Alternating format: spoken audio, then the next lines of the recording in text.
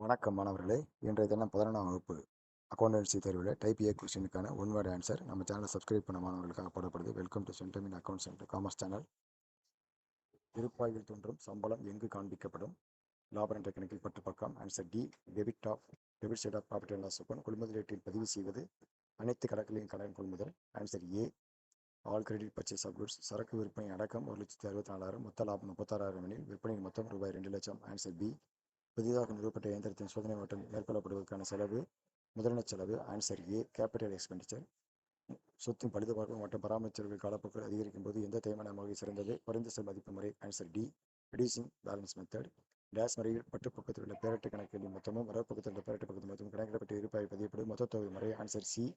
Trial method. கணக்கியல் சமன்பாடு என்பது வியாபாரத்தின் பொறுப்புகள் மற்றும் சொத்துக்கள் முதல் சமமானது. Answer C. Assets are business of capital to the total of capital and liabilities. கீழ்கண்ட கணக்கில் எந்த கணக்குகளில் இருப்பாய்வில் பற்று பக்கத்தில் தோன்றும் எடுப்புகள் கணக்கு? Answer A. Drawings account. 37 கேட்டு முன்னிருந்து தூக்கி எழுதப்பட்ட வங்கி பற்றி இருப்பு தோன்றுவது. ஆன்சர் இ. வங்கி பத்தின் வரவு பக்கம்.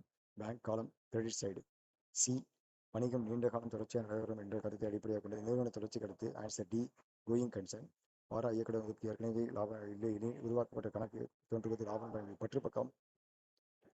Debit side of profit and loss account. ஒரு வணிகத்தின் நிதிநிலையை அறிந்து கொள்ள அடிப்படையாக இருப்பது இருப்புநிலை குறிப்பு, பேலன்ஸ் ஷீட். Answer A. பின்வரும் வாக்கியங்களில் இது உண்மையல்ல. வியாபார தலைமை கணக்குகளில் பதிவு செய்யப்படுகிறது. ஆன்சர் ஏ.